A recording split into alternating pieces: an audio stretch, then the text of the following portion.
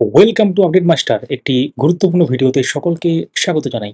এই ভিডিওটি আপনারা অবশ্যই শেষ পর্যন্ত দেখবেন, কারণ প্রাইমারি টেট 2014 ওএমআর সংক্রান্ত যে কেস, তার আপডেট পাবেন কবে নেক্সট হিয়ারিং, এবং এতদিন পর্যন্ত কি হয়েছে এবং ওএমআর কিভাবে স্ক্যান হতো, কি কি মেশিন ইউজ করা হতো। এর আগেও আমরা একটা ভিডিও দিয়েছিলাম, অনেকেই সেটা দেখেননি, সেই জন্য আমরা বিস্তারিতভাবে ভিডিওটা নিয়ে এসেছি। তো বেশি লেট না করে শুরু করা যাক। এবং প্রথমেই বলে রাখি, যারা এখনো পর্যন্ত আমাদের চ্যানেলটি সাবস্ক্রাইব করেনি অবশ্যই সাবস্ক্রাইব করুন। দেখতে পাচ্ছেন আমাদের পিছনে স্ক্রিনে সাবস্ক্রাইব, আমাদের আপডেট মাস্টার যে চ্যানেল সেটা ওপেন করা আছে। তো জাস্ট আপনারা এই যে ভিডিওটা দেখছেন তার নিচে সাবস্ক্রাইব অপশন থাকবে, সেখানে অপশন ক্লিক করে সাবস্ক্রাইব করুন, এবং পাশে দেখুন একটা বেল আইকন আছে, বেল আইকনটা প্রেস করে কিন্তু অল করে দেবেন, তাহলে ইম্পর্টেন্ট আপডেটগুলো মিস করবেন না। যারা ফেসবুক থেকে দেখছেন অবশ্যই আমাদের ফেসবুকের যে পেজটি আছে অবশ্যই আমাদের যে পেজটি আছে ফেসবুকে সেটাতে ফলো করুন, তাহলে আপডেটগুলো মিস করবেন না। Telegram channel, WhatsApp channel link ডেসক্রিপশনে দেওয়া আছে। শুরু করা যাক। তো সবার প্রথম আমরা একদম চলে যাব ওয়েবসাইটে, এবং ওয়েবসাইটে যাওয়ার পর আপনাদেরকে দেখাবো যে কেস ডিটেলস আর কি। আমরা চলে এসেছি ওয়েবসাইটে। দেখতে পাচ্ছেন এখানে MAT 1531 যেটা কেস নাম্বার, এবং এই কেস নাম্বার এটা হচ্ছে ডিভিশন বেঞ্চে ওএমআর সংক্রান্ত মামলা। সেটা দেখতে পাচ্ছেন 12ই আগস্ট ফার্স্ট হিয়ারিংয়ের এখানে ডেট ছিল, এবং 18ই সেপ্টেম্বর নেক্সট হিয়ারিং ডেট, যেটা 18ই সেপ্টেম্বর। এর আগে শুনানি হয়েছে, এবং এর আগে এখনো পর্যন্ত যে লাস্ট হিয়ারিং হলো তার অর্ডার কপি আপলোড হয়নি। তো সম্ভবত আগামীকাল আপলোড হতে পারে। 27 তারিখে অর্ডার কপি আপলোড হয়েছে। 27 তারিখে যেটা বলা হয়েছিল সেটা আপনাদেরকে আগেই দেখিয়েছিলাম। তো সেটা আগের ভিডিওতে আমরা আপনাদেরকে শেয়ার করেছিলাম পুরো ব্যাপারটা। তো সেখানে বলা হয়েছিল যে পরবর্তী শুনানি হবে, একটা ডেটের ব্যাপার বলা হয়েছিল।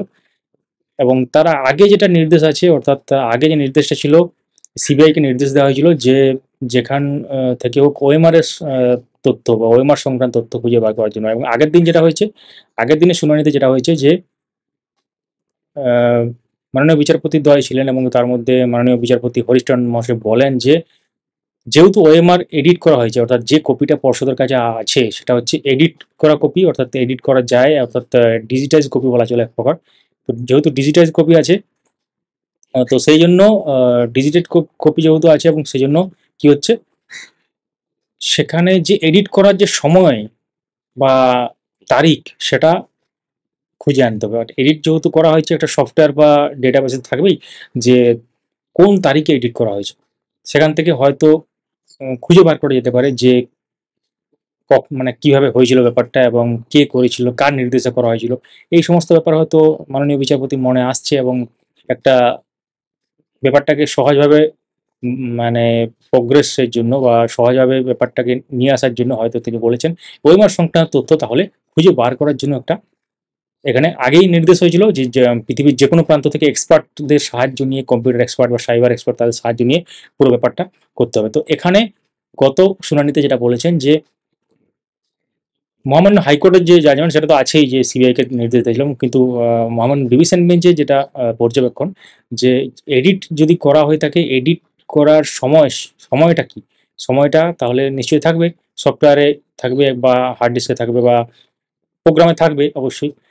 কারণ আপনারা জানেন যে কোনো ফাইল যদি আপনারা এডিট করেন, তো এডিট হিস্ট্রিটা থাকে অনেক সময়, সেটা থেকে কিন্তু অনেক কিছু বার করা যায়। তো এবার আমরা একটু দেখাবো আপনাদেরকে আগের ভিডিওর কিছু অংশ, যে ওএমআর কীভাবে স্ক্যান হতো, কী কী মেশিন ব্যবহার করা হতো, সেটা আপনারা এবার জানতে চলেছেন। তো অনুগ্রহ করে ভিডিওটি আপনারা শেষ পর্যন্ত দেখবেন। অনেকেই আগে দেখেছেন যে ওএমআর কীভাবে স্ক্যান হবে, আমাদের চ্যানেলে যারা নিয়মিত দেখেন। অনেকে নতুন যুক্ত হয়েছেন বা কোনো কারণে খেয়াল করেননি, সেই জন্য তাদের উদ্দেশ্যে বলছি যে ওএমআর কীভাবে স্ক্যান হতো সেটা আপনাদের দেখা উচিত।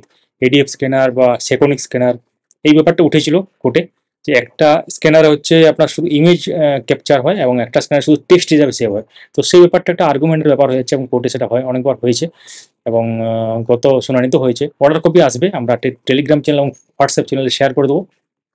তাহলে আপনারা দেখতে থাকুন। অবশ্যই ভিডিওটি দেখার পর আপনাদের মূল্যবান মতামত কমেন্টে শেয়ার করবেন, এবং ভিডিওটি লাইক এবং শেয়ার করে দেবেন।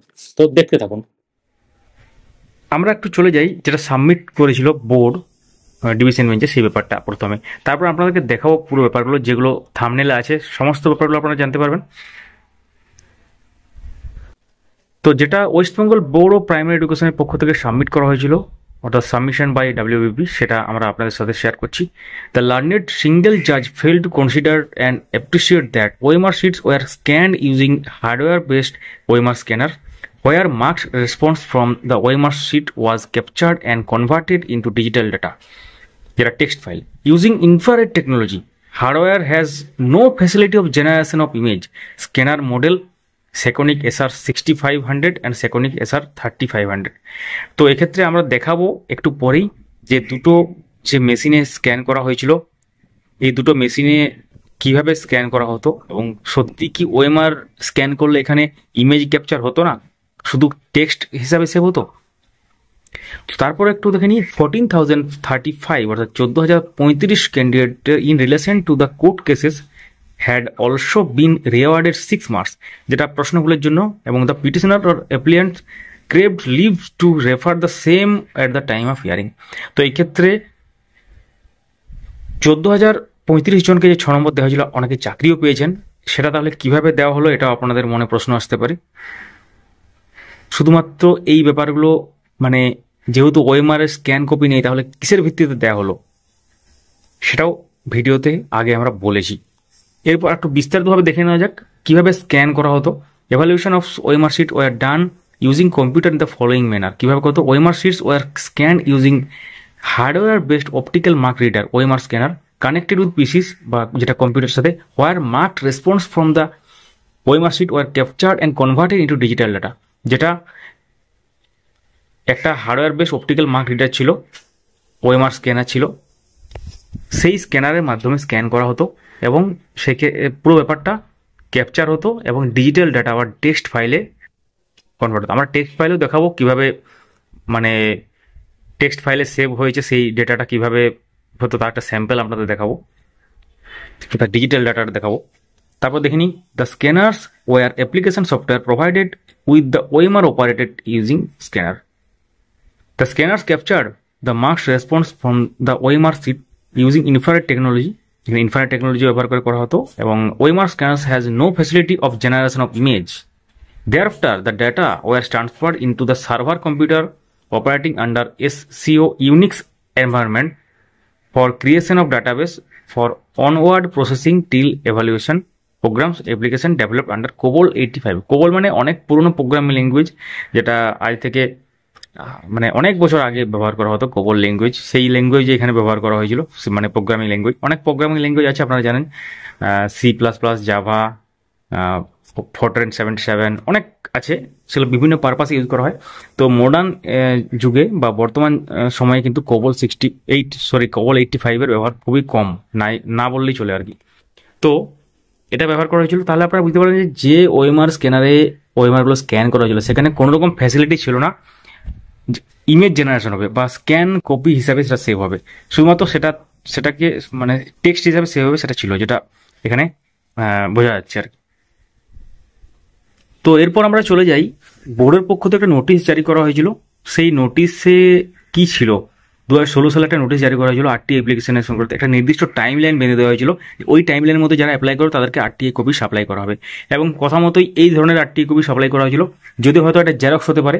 তো সেই জন্য আমরা বলছি যে কিছু ওএমআর কোথাও ছিল, সেটা কোনো ওয়্যার হাউসে হোক বা কোনো স্টোর রুমে হোক, সেখান থেকে স্ক্যান তো দূরের কথা, মানে জেরক্স এক কথা বলতে পারেন, স্ক্যান জেরক্স ব্যাপারটা একই হলো। তো সেই খান থেকে কিন্তু দেওয়া হয়েছিল বলে যেটা সম্ভাব্য একটা ব্যাপার এখানে উঠে আসছে। তো ডিজিটাল যে কপিগুলো সেগুলো এরকম দেখতে হয় মোটামুটি, যেটা টেক্সট ফাইল হিসাবে সেভ হয়, এবং এইগুলোই পরবর্তী ক্ষেত্রে দেওয়া হয়েছিল আপনারা জানেন, মানে 2019 সালে, তারপর 2020 পর যারা করেছিল তাদের ক্ষেত্রেও কিন্তু এরকম ধরনের ব্যাপার দেওয়া হয়েছিল। এটা হচ্ছে স্ক্যান কপি বলা চলে না, এটা এডিটেবল, অর্থাৎ এটাকে এডিট করা যায়, ম্যানিপুলেট করা যায় সহজেই। এটা হচ্ছে সেকেন্ডারি এভিডেন্স হিসেবে কাজ করে, এবং এইটার উপর ভিত্তি করেই সম্ভবত 6 নম্বর যে দেওয়া হয়েছিল প্রশ্নবুল মামলাকারীদের, যেটা আগে চাকরি পেয়েছেন যারা 738 বা 438 478 যাই বলুন, পুরো ব্যাপারটা এখান থেকে কিন্তু হয়েছিল বলে মনে করা হচ্ছে। তো এবার আমরা দেখে নিই, এটা হচ্ছে আমরা প্রথমে দেখাই SR65 হাইব্রিড, যেটা ওএমআর প্লাস ইমেজ, কিন্তু হাইব্রিড স্ক্যানারে সম্ভবত স্ক্যান হয়নি, তাহলে ইমেজটাও ক্যাপচার হতো। এক্ষেত্রে ওএমআর যে টেক্সট হিসাবে সেভ হয় সেটা কিন্তু এটা হচ্ছে সেকনিক 3500 SR3500 এইভাবে স্ক্যান হতো। এক্ষেত্রে এই ওএমআর যে স্ক্যানার এখানে টেক্সট ফাইল হিসাবে শুধু সেভ হয়। ওএমআর যে স্ক্যান করার পর যে ইমেজ ফাইল বা ইমেজ প্রতিলিপি বা স্ক্যান কপি সেটা কিন্তু এই মেশিনে হয় না। এই মেশিনে ইউজ করা হয়েছিল 2014 টেট ওএমআর স্ক্যানের ক্ষেত্রে, এবং তার সাথে 6500 যে হাইব্রিড সেটা কিন্তু ইউজ করা হয়নি। হাইব্রিড ইউজ করা হলে ইমেজটাও কিন্তু ক্যাপচার হতো, আর নর্মাল যদি ইউজ করা হয় 6500 তাহলে কিন্তু টেক্সট হিসাবে সেভ হবে, এবং তার সাথে 3500 যেটা সেটা টেক্সট হিসাবে সেভ হয়। তাহলে এই দুটো ইউজ করা হয়েছিল, যেটা সাবমিট করা হয়েছিল আগেই। আমরা আগের ভিডিওতে একটা জানিয়েছিলাম পুরো ব্যাপারটা, তো অনেকেই অনেক কনফিউশনের মধ্যে ছিলেন বলে আমরা এই ভিডিওটা নিয়ে এলাম। এবং তার সাথে যেটা ওএমআর এর কপি সেটা আপনারা জানেন, যারা টেট দিয়েছেন তার একদম প্রতিলিপি এটা, তারা বুঝতেই পারছেন। এবং কিভাবে তাহলে স্ক্যান হতো এবং তার সাথে মেশিনগুলো আপনারা দেখলেন,